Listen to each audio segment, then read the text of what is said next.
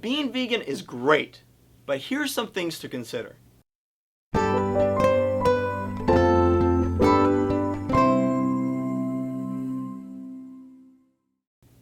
Hey guys, welcome back to My Holistic Strength.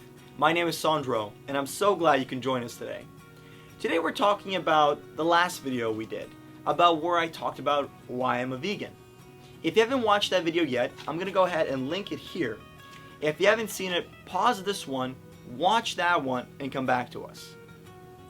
Go ahead. No, we'll wait. Good. Have you seen it? Fantastic. So if you watch the video where I talk about why I'm a vegan, maybe you call it the Easter egg to this video. I'm a vegan. Mostly.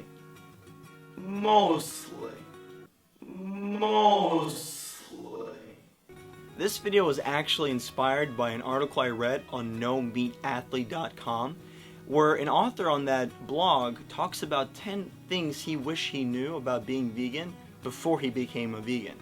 It's a great read, and I put the link in the description below. In it, he talks about many things, but particularly also about how his decision to go vegan affected his relationships, his parents, his family, and his friends. And that's actually a major reason why I am not a strict vegan. I typically become a loose or relaxed vegan in social settings, when my decisions on what I eat affect other people. It's very easy for me to be vegan behind closed doors or in my own house or when I kind of dictate my meals. But I don't want to put any unnecessary burden on other people. It's not a lack of maybe willpower or discipline on my end. I just want to avoid any unnecessary tension in social settings, or being interrogated as to why I eat the way I do, or being lectured, or having to regurgitate facts about the way I eat. That's just, I think it kills the mood, and it's really not necessary. So I try to stay away from these kind of discussions. And the way to do that, I found, is just to become an undercover vegan. You're a vegan in your own house, but when you're around other people, you kind of relax a little bit and you just kind of hang out and do what everyone else is doing. Some of my closer friends realize that I try to eat the way I do. Some of my friends are actually vegetarians themselves. So it's easy when we get together in smaller groups, maybe hanging out, catching a movie. We'll be accommodating of each other, and that's really cool. But in bigger settings, particularly of people who don't know that I eat this way, I don't make it a big deal. I don't make it a goal that if I'm invited to someone's house and they don't serve anything that I can eat, to maybe passively aggressively let them know throughout the night that I disapprove of their food choice. That's the last thing I want to do. That seems very unkind to someone who's extended and become so generous and hospitable to invite you into their home.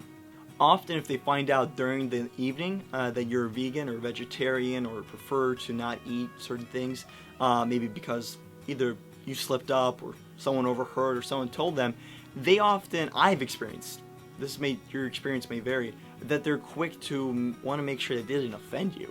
And that, I think, is very sweet. And I think if you can get upset at someone for that, then maybe your priorities aren't in the right place. Look at dinner parties, picnics, and other gatherings where someone invites you and provides food for you as a justifiable, excusable free pass, as an opportunity for you to maybe eat a few foods that you normally wouldn't.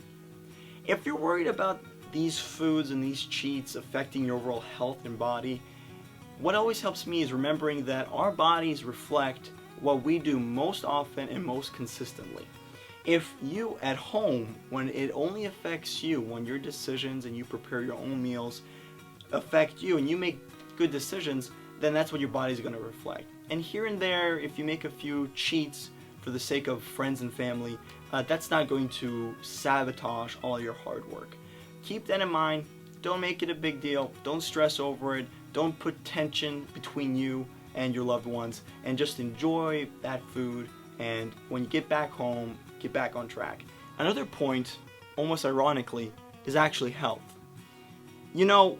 Volumes can be written about the benefits of eating less meat and consuming less dairy products, especially when it comes to eating red meat.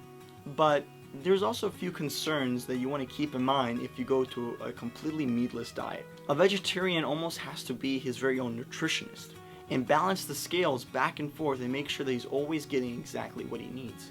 The reason for this is a vegetarian or vegan diet typically lacks some important vitamins, minerals, or nutrients that we need in order to stay healthy. Some of these include vitamin B12, which is exclusively found in animal products, but is extremely vital to our health.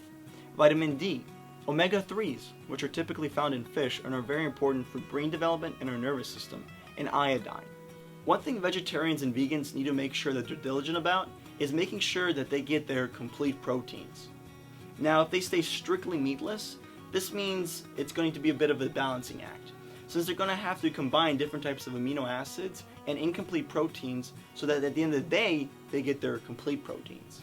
Now, if you're not completely sure what I mean when I say an amino acid or an incomplete protein or a protein, then go ahead and subscribe to the channel, because my next video is going to be all about proteins and also a little bit about where we can find proper protein. Particularly if you're a vegetarian or a vegan, where can you find some of these ingredients that you need to make a complete protein? Like I said, if that's something you're interested in, go ahead and subscribe to the channel and you'll be notified when that video is out next week. So my personal compromise is that I eat very small amounts of lean proteins, such as poultry, fish, and I eat eggs as well. The reason for this is to make sure that I get all my needed nutrients. The way I do it though is a little bit different. I limit myself to having one meal have meat in any given day.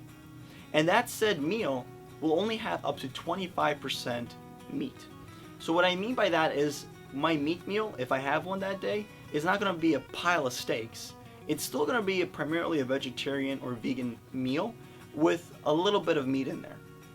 And you may be saying that doesn't sound enough, but you'd be surprised. Even a small consumption of this is plenty to cover your bases when it comes to some of these important nutrients. Now sure, you could be saying, well, why don't you just supplement and stay eating a vegan and vegetarian diet?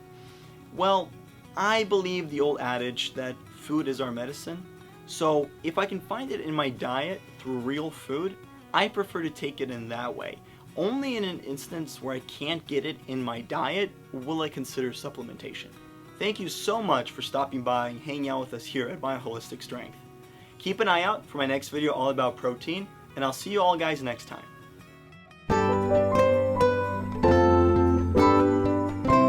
If you liked this video or felt you got something out of it, please leave a like and share with a friend.